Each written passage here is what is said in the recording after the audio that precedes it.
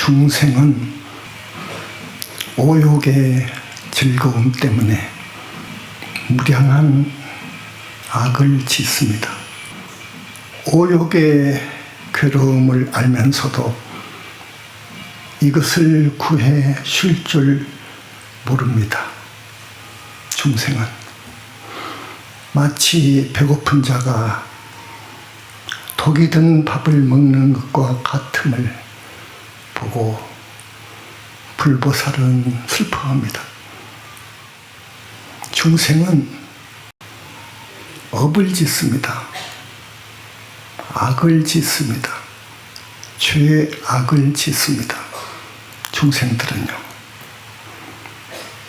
그 업은 모든 것을 만듭니다.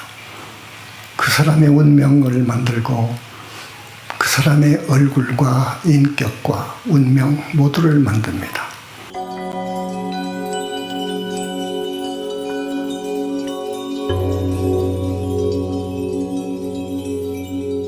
그래서 중생은 업의 상속자라고 합니다. 업은 모체가 되고요. 모체, 어머니. 혈통이 되고 업은 결정자라고 합니다. 비천함과 우월함, 그러니까 가난하게 태어나거나 또 아주 상류층, 신분이 높은 그런 계층에서 태어나거나 명이 길거나 짧거나 이런 모든 것은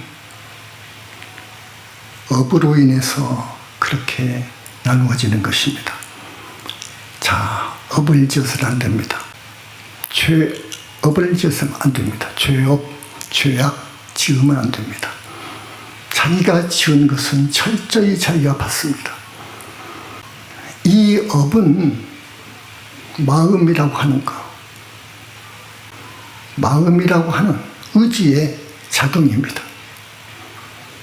좀 어렵습니다. 의지의 작용으로 말하면은 구업이 되고 몸으로 실천하면 신업이 되고, 그러니까 살생하고 투도하고 사업하는 것, 그리고 생각으로 업을 짓는 게 의업입니다. 신구의 삼업을 짓는 거예요. 우리가 수행하는 것은 이 마음을 깨끗이 그래서 정화시키는 거예요. 마음이 오염되어 있으면, 마음이 물들어 있으면 업을 지을 수밖에 없는 거예요. 물든 마음을 씻고 정화하고 닦는 것이 수행입니다. 그런데 인간에게는 능력의 한계가 있습니다. 능력의 한계가 있습니다. 큰 스승을 만나서 큰 스승 말씀 잘 듣고 그분의 보살핌을 받아서 수행하는 사람은 모든 고통에서 벗어나는, 그러니까 윤회에서 벗어날 수도 있습니다. 그러니까 아라한까지 될 수 있는 겁니다. 그러나 그 위의 성과, 그러니까 보살이 되고 붓다가 될 수는 없습니다. 보살이 되고 붓다가 되려면 부처님을 만나야 됩니다. 붓다 회상을 만나야 됩니다. 지금부터 약 1000년도 전입니다. 신라 말기 정도 됩니다. 저기 강원도 낙산사, 오늘 신도분들이 많이 오셔서 조금 어려운 말로 할 수는 없고 조금 이야기 하나, 실화 하나 들려드리겠습니다. 낙산사 스님 이야기입니다. 20대 중반쯤 됐던 조신이라고 하는, 본명이 조신이라고 하는 스님입니다. 관음보살님 기도를 쭉 하고 있는데 그곳에 불공하러 온 젊은 아가씨한테 혼이 뺏길 정도로 반하고 말았습니다. 근데 그 아가씨는 알고 보니까 그 고을의 태수, 그 당시 지금은 군수라고 하지만 그때는 태수라고 했어요. 성씨는 김씨, 김태수 따님이라는 걸 알았습니다. 그 아가씨가 불공을 다 마치고 하루 이틀 쉬었다 가는데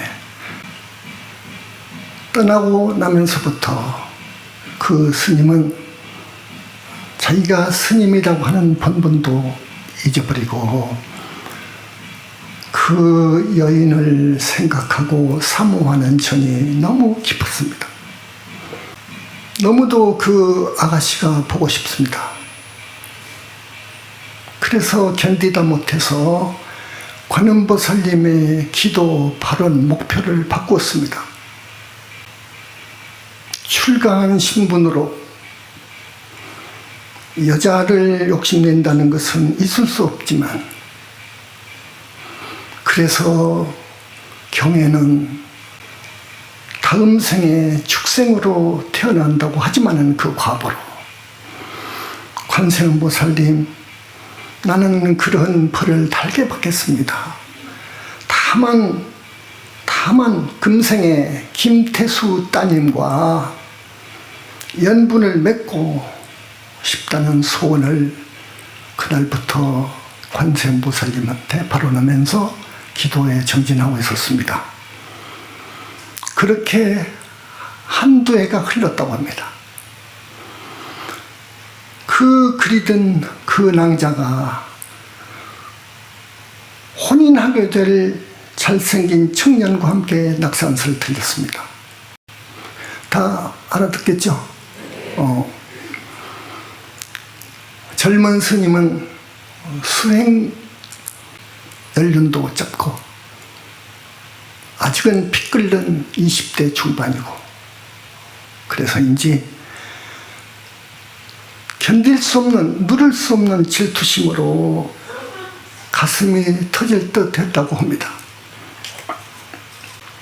관음보살님한테 원망했습니다. 1년, 2년 그렇게 정진을 했는데, 그러면서 관세음보살님한테 발언을 했는데, 그 낭자가 정혼을 해가지고 청년과 함께 낙산사에 들려서 불공으로 온 것을 보고 울음이 폭발이 돼가지고 한없이 통곡하고 그랬습니다.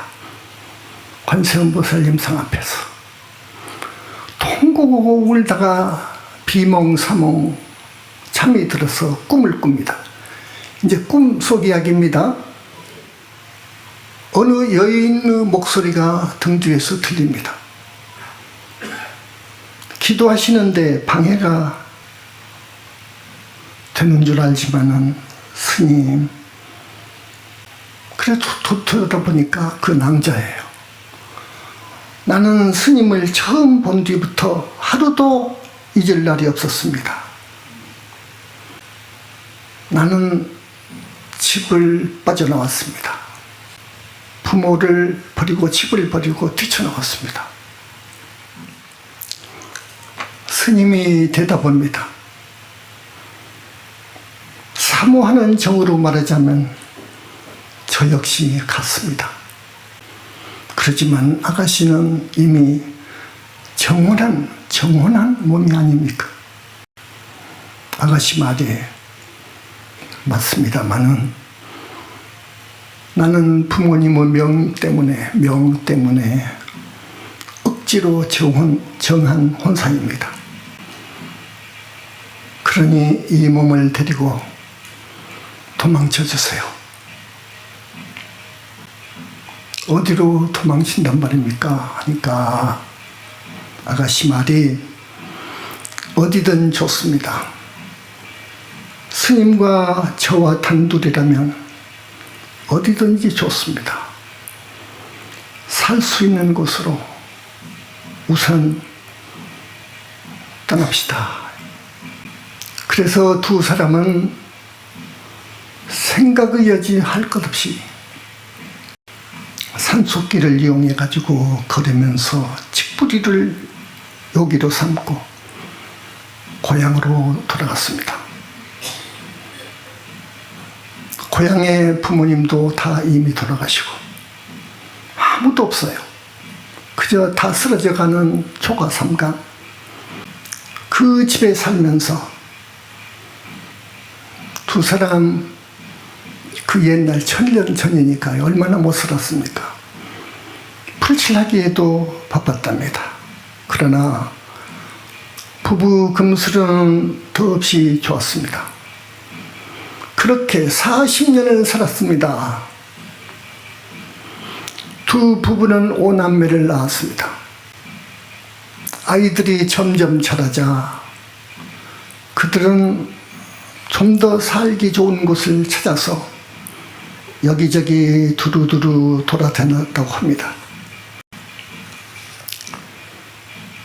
그래서 명주에 고개 이름이 해열령이라고 있는데 해열령을 지나가게 되었는데 그때 15살 먹은 큰아들이 이름 모를 열병과 배고픔에 시달리다가 죽고 말았습니다.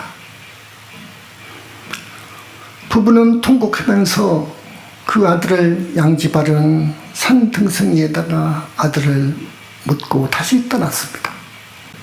그래서 거기서 얼마 떨어지지 않는 우현이라는 곳이 있는데 지금도 있는지 모르겠어요. 지명이 바꿔졌을 겁니다. 거기서 초가집을 짓고 정착을 했답니다. 전부 꿈속 이야기입니다, 여러분. 설상가상으로 이번에는 그 스님, 조신, 그 스님 부부가 모두 병을 얻어가지고 들어눕게 됐습니다. 그 밑으로, 큰아들 밑으로 12살 먹은 딸이 있는데 그 딸이 이 동네 저 동네 다니면서 밥을 얻어다가 부모님을 구원했습니다. 동생들을요. 그렇게 6 식구가 간신히 연맹에 가서 하면서 비참한 살림을 살게 됐습니다. 그러던 어느 날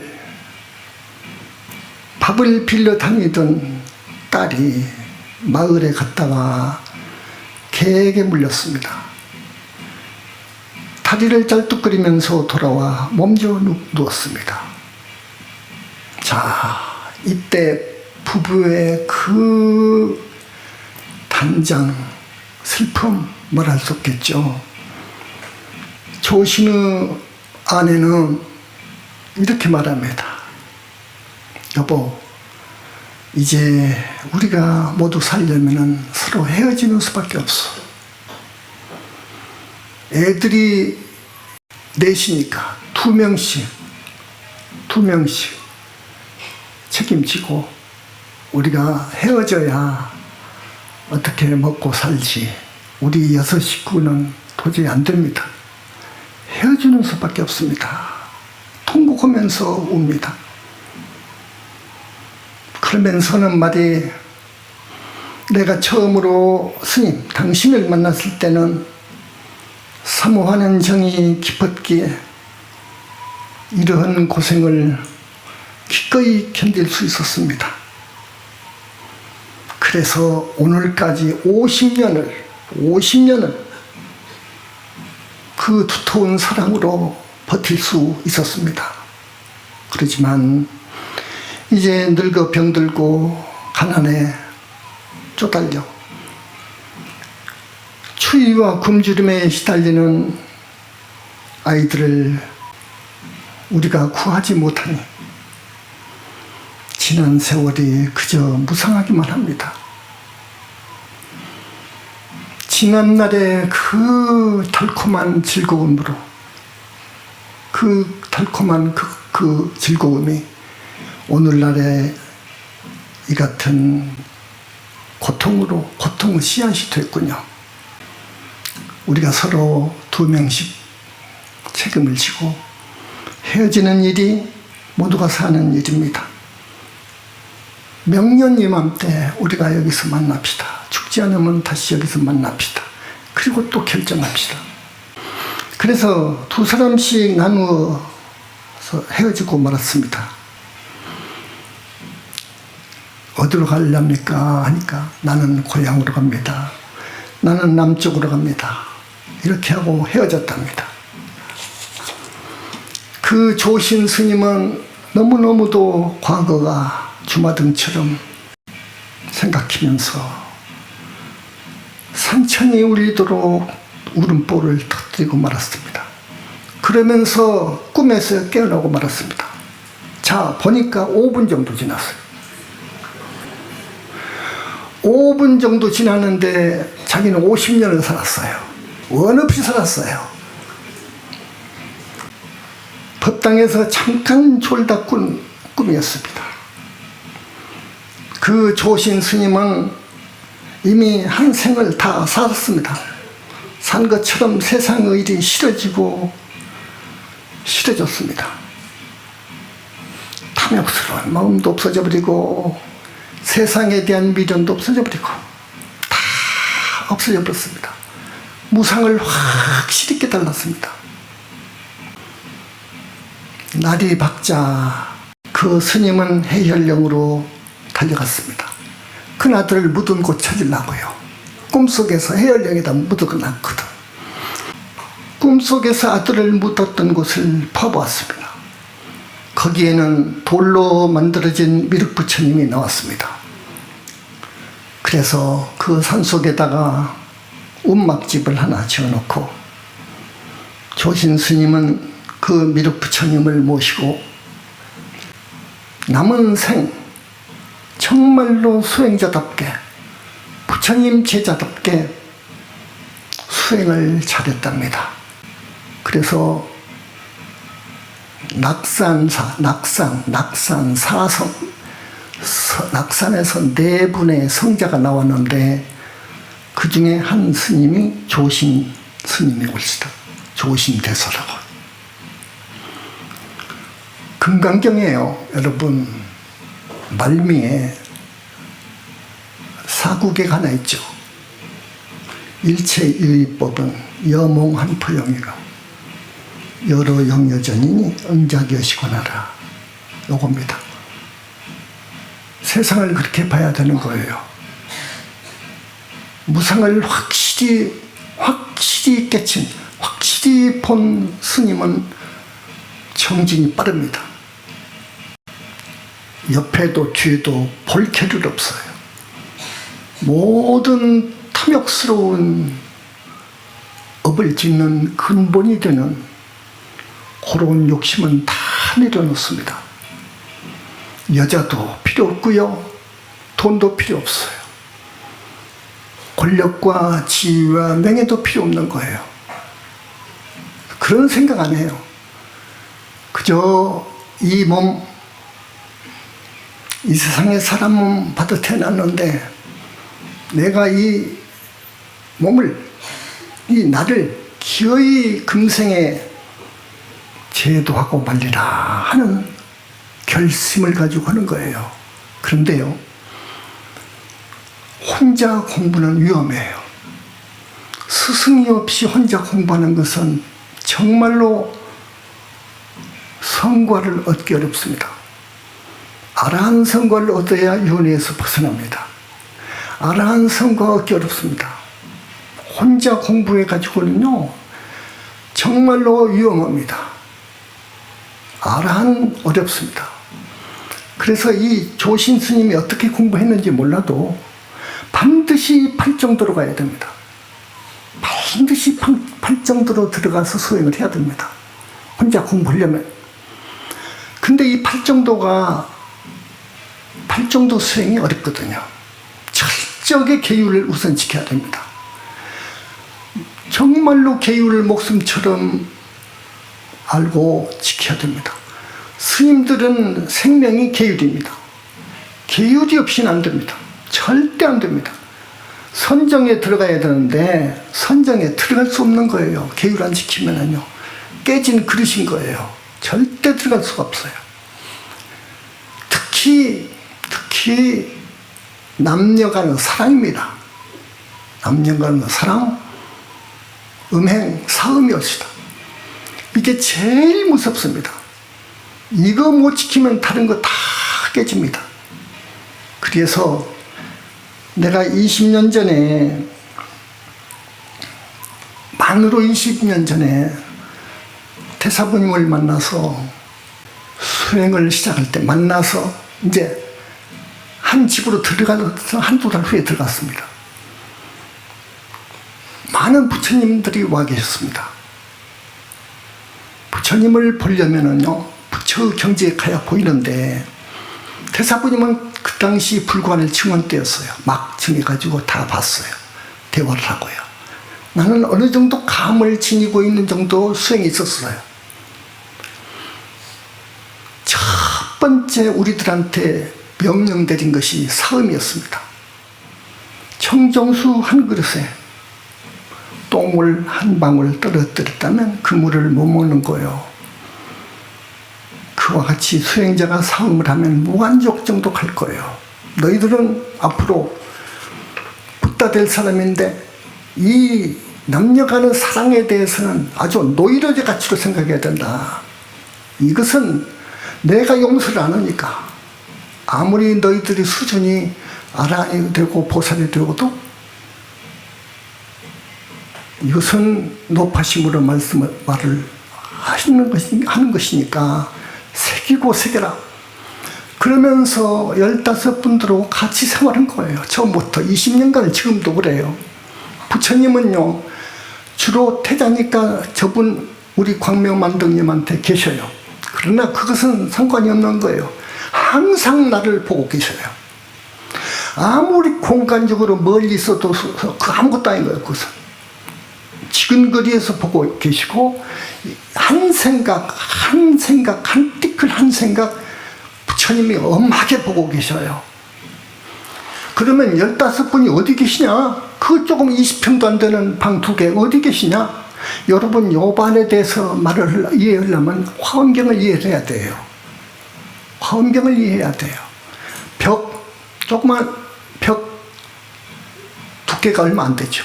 그 공간에 임시 부처님 궁이 마련했던 거예요. 여러분, 상상할 수 없어요. 중생의 이해로는 이해가 안 됩니다. 화엄경에서는 이것을 일미진중 함시방이라고 해요. 일미진중 함시방. 이 도리를 도저히 이해 못하는 거예요. 중생들은요 오용락에만 생각이 머물러 있어요. 여러분, 아까 내가 오용락 이야기했는데요, 오용락, 남녀간의 사랑, 돈, 권력, 명예, 지위, 요것밖에 생각 안 해요. 여자를 보면은요, 성자가 여자를 보는 것 같이 안 봐요. 내 말의 뜻은 알겠죠?